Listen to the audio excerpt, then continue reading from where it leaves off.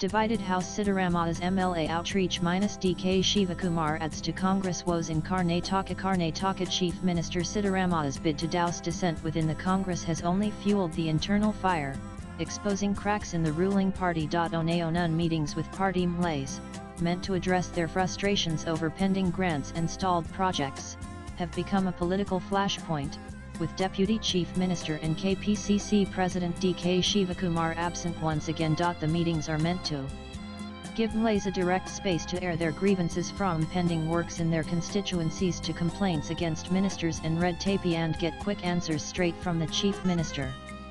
It's being seen as his big move to contain discontent brewing within the Congress. The CM has the authority to call these meetings, said Satish Jarkihalli, PWD Minister, and a close Siddaramaiah aide, who is also rumored to be in the race if the Congress High Command decides to change the state Congress chief, a post currently held by Shivakumar. As the Chief Minister moves district to district meeting MLAs, questions are being asked about the intent and optics of the exercise. There's a debate on why the Deputy Chief Minister wasn't called, Jarkihalli added.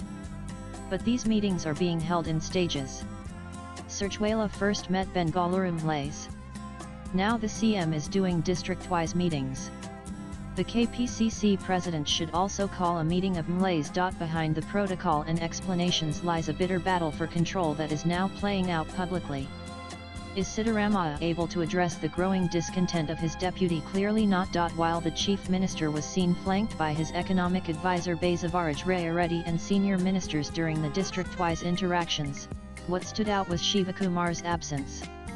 At a time when the CM is holding back Shubak meetings following those by AICC Karnataka in charge Randeep Singh Surchwela, not having Shivakumar, who is also the state Congress chief, has set tongues wagging. The rift, long whispered about in political circles, has become more pronounced in recent weeks.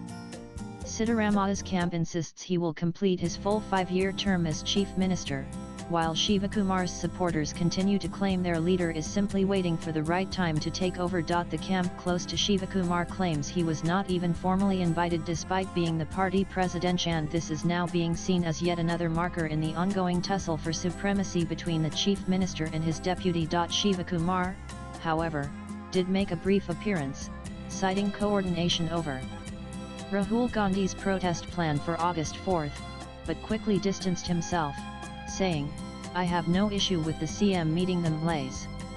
I will hold a separate meeting with legislators." Just 10 days ago, in yet another flashpoint in Karnataka's simmering leadership tussle, Siddaramaiah publicly expressed his displeasure at being asked to mention Shivakumar's name during a Congress event in Mysuru from which the Deputy Chief Minister was absent yet again. The incident unfolded at the Siddaramaiahs, a convention held to showcase the Congress government's achievements. As Siddaramaiah began his welcome address, a local Congress leader gently reminded him to include Shivakumar in his speech. But the CM, visibly irritated, stopped mid-sentence and snapped, "DK Shivakumar is in Bengaluru and not on stage. We only welcome those present here. We cannot extend greetings to someone sitting at home." The leader who had made the suggestion was left red-faced, quietly retreating to his seat without a word. The moment, caught on camera, only intensified talk of the widening rift between the state's two top leaders. Those close to Shivakumar remind that it was the Deputy CM and his organizational skills that helped the Congress come back to power. The discontent among Congress legislators has been spilling out into the open as well. MLAs, including 4 senior ones, had recently not just criticized the lack of funds but also accused the government of corruption and failure in governance. At least one has threatened to resign. Raju Kage, MLA from Kagwood, said not a single work order had been issued in his constituency in 2 years despite Rs 25 crore being sanctioned. "The people in my constituency are cursing me. I am hurt. If I meet the CM, I may resign," he had said. Backing Br Patil's allegations of corruption, Kage said files simply didn't move in departments, and ministers were unreachable. "The Chief Minister hasn't spoken to me, and that's upsetting. This kind of delay has been happening for 2 years," he said. The loudest alarm bell had come from senior Congressman Br Patil, who accused the Rajiv Gandhi Housing Corporation of a scam. In a leaked audio clip, he is heard alleging that officials demanded bribes to allot houses, sidelining even the recommendations of elected representatives.